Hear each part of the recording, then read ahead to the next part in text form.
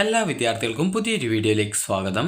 ഈ വർഷത്തെ +1 vocational higher secondary first allotment പ്രകാരം അലോട്ട്മെൻറ്റ് ലഭിച്ച വിദ്യാർത്ഥികൾക്കുള്ള അഡ്മിഷൻ നാളെ അവസാനിക്കും. അതായത് ജൂൺ 5-ാം തീയതി വൈകുന്നേരം 5 മണിക്ക് അവസാനിക്കുന്നതാണ്.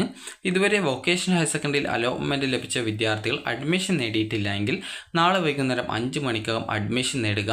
നിങ്ങൾക്ക് ഹയർ സെക്കൻഡറിയിലും വൊക്കേഷണൽ ഹയർ സെക്കൻഡറിയിലും അലോട്ട്മെൻറ്റ് ലഭിച്ച വിദ്യാർത്ഥികൾ നിങ്ങളുടെ ഇഷ്ടത്തിനനുസരിച്ച് എവിടെയാണോ വേണ്ടത് അവിടെ അഡ്മിഷൻ നേടുക. പ്രത്യേകം ശ്രദ്ധിക്കേണ്ടത്, ഹയർ സെക്കൻഡറിയിൽ അലോട്ട്മെൻറ്റ് ലഭിച്ച് നിങ്ങൾ അഡ്മിഷൻ നേടിയിട്ടില്ല എങ്കിൽ നിങ്ങളുടെ ഹയർ സെക്കൻഡറിയുടെ അലോട്ട്മെൻറ്റ് പ്രോസസ്സിൽ നിന്ന് നിങ്ങളെ പുറത്താക്കുന്നതായിരിക്കുമെന്ന് നിങ്ങൾ പ്രത്യേകം ശ്രദ്ധിക്കുക. അതേസമയം നിങ്ങൾക്ക് ഹയർ സെക്കൻഡറിയിൽ കിട്ടിയിട്ടില്ല, വൊക്കേഷണൽ ഹയർ സെക്കൻഡറിയിൽ മാത്രമേ കിട്ടിയിട്ടുള്ളൂ എങ്കിൽ വിദ്യാർത്ഥികൾക്ക് വൊക്കേഷണൽ ഹയർ സെക്കൻഡറിയിൽ അഡ്മിഷൻ നേടാവുന്നതാണ്.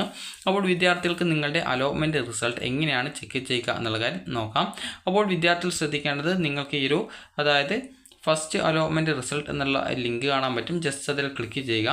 അപ്പോൾ ക്ലിക്ക് ചെയ്ത് കഴിഞ്ഞാൽ നിങ്ങൾക്ക് ഇവിടെ യൂസർ നെയിം ഓർ പാസ്വേഡ് എന്ന് പറഞ്ഞുകൊണ്ട് കാണാം. അതുപോലെ തന്നെ ഇവിടെ കുറച്ച് ഇംഗ്ലീഷ് അക്ഷരവും കാണാം. അപ്പോൾ നിങ്ങൾക്ക് പല വിദ്യാർത്ഥികൾക്കും എന്താണ് ആ ഒരു ഇംഗ്ലീഷ് അക്ഷരം എന്നുള്ളൊരു ഡൗട്ടൊക്കെ ഉണ്ടാകും, അതൊക്കെ പറയാം.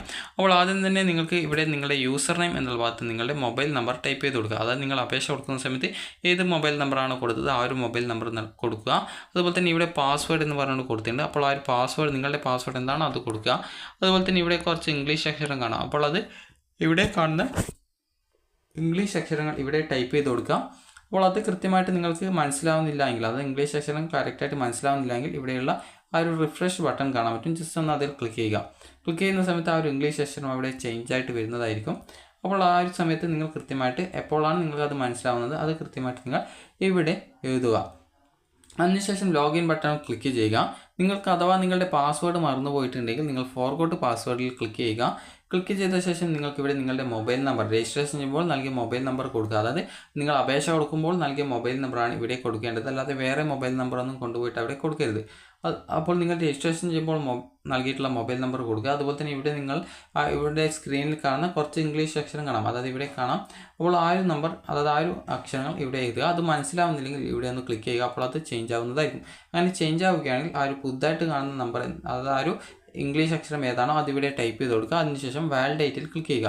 അപ്പോൾ ഈ ഒരു വാലിഡേറ്റിൽ ക്ലിക്ക് ചെയ്യുന്ന സമയത്ത് നിങ്ങൾ ഈ ഒരു ഇവിടെ നൽകിയിട്ടുണ്ടായിരുന്ന, അതായത് കൃത്യമായിട്ട് നിങ്ങൾ അപേക്ഷ കൊടുക്കുമ്പോൾ നൽകിയ മൊബൈൽ നമ്പറാണ് എങ്കിൽ, അതായത് അത് തന്നെ കറക്റ്റായിട്ടുള്ള മൊബൈൽ നമ്പറാണ് കൊടുത്തതെങ്കിൽ ഇവിടെ വാലിഡേറ്റിൽ കൊടുത്തു കഴിഞ്ഞാൽ പിന്നീട് നിങ്ങളുടെ ഫോണിലേക്ക് സെൻഡ് OTP, അതായത് OTP കൊടുക്കാനായിട്ട് സെൻഡ് OTP ഓപ്ഷൻ കാണാം. അപ്പോൾ സെൻഡ് OTP ഓപ്ഷൻ ക്ലിക്ക് ചെയ്യുക. അപ്പോൾ ആ ഒരു ബട്ടൺ ക്ലിക്ക് ചെയ്ത് കഴിഞ്ഞാൽ നിങ്ങളുടെ ഫോണിലേക്ക് ഒരു OTP വരുന്നതാണ്. അപ്പോൾ ആ ഒരു OTP നിങ്ങൾ കൃത്യമായിട്ട് ടൈപ്പ് ചെയ്ത് കൊടുക്കുക. ഈ ഒരു വെബ്സൈറ്റിൽ തന്നെ OTP നൽകാനുള്ള ഭാഗമുണ്ടാകും. അപ്പോൾ അവിടെ നിങ്ങളുടെ OTP കൃത്യമായിട്ട് കൊടുക്കുക. അതിനുശേഷം വിദ്യാർത്ഥികൾ ചെയ്യേണ്ടത് അത് സബ്മിറ്റ് ചെയ്യുക. സബ്മിറ്റ് ചെയ്ത് കഴിഞ്ഞാൽ നിങ്ങൾക്ക് പിന്നീട് അടുത്ത പേജിൽ നിങ്ങൾക്ക് പുതിയ പാസ്വേഡ് സെറ്റ് ചെയ്ത് കൊടുക്കാനുള്ള പേജാണ് വരിക. അപ്പോൾ നിങ്ങൾ അവിടെ നിങ്ങളുടെ പുതുതായിട്ടുള്ള നിങ്ങളുടെ പാസ്വേഡ് എന്താണോ വേണ്ടത് അത് കൃത്യമായിട്ട് അവിടെ ടൈപ്പ് ചെയ്ത് കൊടുക്കുക. അങ്ങനെ ടൈപ്പ് ചെയ്ത് കൊടുത്ത ശേഷം സേവ് ബട്ടൺ കാണാൻ പറ്റും, അതിൽ ക്ലിക്ക് ചെയ്യുക. സേവോ അല്ലെങ്കിൽ സബ്മിറ്റോ അല്ലെങ്കിൽ അപ്ഡേറ്റോ എന്നിങ്ങനെ പറഞ്ഞുകൊണ്ടാണ് ബട്ടൺ കാണാൻ പറ്റുക. ജസ്റ്റ് നിങ്ങൾ അതിൽ ക്ലിക്ക് ചെയ്യുക. അതിൽ ക്ലിക്ക് ചെയ്യുന്നതോടുകൂടി നിങ്ങളുടെ പുതിയ പാസ്വേഡ് സെറ്റാകും. അതോടുകൂടി നിങ്ങൾ പുതിയ പാസ്വേഡ് കൊടുക്കുക. അതിനുശേഷം നിങ്ങൾ സ്ക്രീനിൽ എന്താണോ, അതായത് അവിടെ നിങ്ങളുടെ യൂസർ നെയിമായിട്ടുള്ള നിങ്ങളുടെ രജിസ്ട്രേഷൻ ചെയ്യുമ്പോൾ നൽകിയ മൊബൈൽ നമ്പർ കൊടുക്കുക. അതുപോലെ തന്നെ പാസ്വേഡ് കൊടുത്ത ശേഷം ആ ഒരു സ്ക്രീനിൽ എന്താണോ ഇവിടെ കാണുന്ന ഇംഗ്ലീഷ് അക്ഷരം അത് കൃത്യമായിട്ട് ടൈപ്പ് ചെയ്ത് കൊടുക്കുക. അതായത് ഇവിടെയാണ് ടൈപ്പ് ചെയ്ത് കൊടുക്കേണ്ടത്. അതിനുശേഷം നിങ്ങൾക്ക് ലോഗിൻ ബട്ടൺ ക്ലിക്ക് ചെയ്യുക. ലോഗിൻ ബട്ടൺ ക്ലിക്ക് ചെയ്യുന്നതോടുകൂടി നിങ്ങൾക്ക് കാണാൻ പറ്റുന്നതാണ് congratulation you have got allotment എന്ന് പറഞ്ഞുകൊണ്ട് കാണാൻ പറ്റും. അലോട്ട്മെൻറ്റ് ലഭിച്ചിട്ടില്ല എങ്കിൽ sorry you have no allotment എന്നാണ് കാണാൻ പറ്റുക.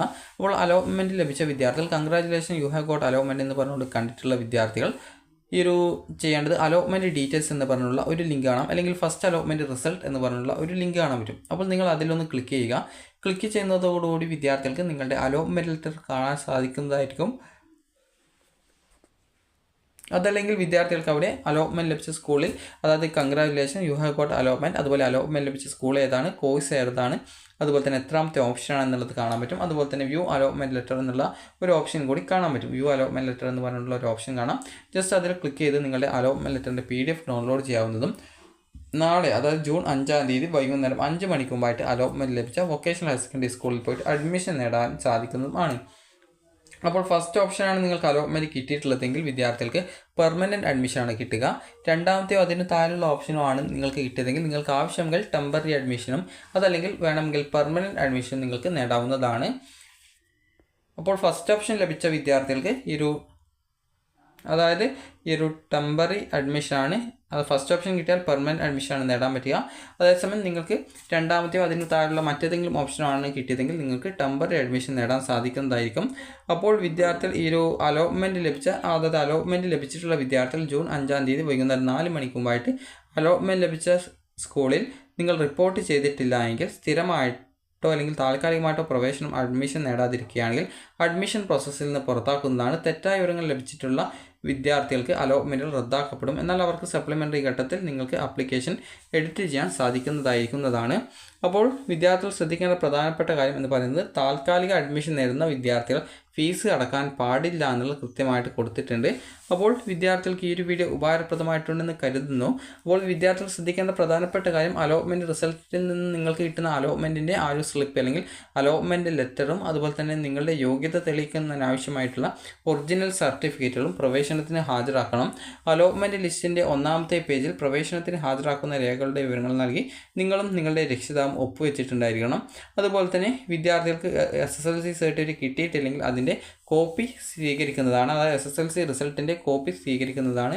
അതുപോലെ തന്നെ വിദ്യാർത്ഥികൾ അഡ്മിഷൻ സമയത്ത് TCയും അതുപോലെ തന്നെ സ്വഭാവ സർട്ടിഫിക്കറ്റും അതായത് ഒരു കോൺടാക്റ്റ് സർട്ടിഫിക്കറ്റ് നിർബന്ധമായിട്ടും ഹാജരാക്കണം. അതുപോലെ തന്നെ നിങ്ങൾക്ക് എന്തൊക്കെ ഡോക്യുമെൻറ്റ്സ് ആണോ നിങ്ങൾക്ക് അഡ്മിഷൻ സമയത്ത് നിങ്ങൾ ഹാജരാക്കേണ്ടത് എല്ലാവിധ ഡോക്യുമെൻറ്റ്സും വിദ്യാർത്ഥികൾ അഡ്മിഷൻ സമയത്ത് ഹാജരാക്കേണ്ടതാണ്.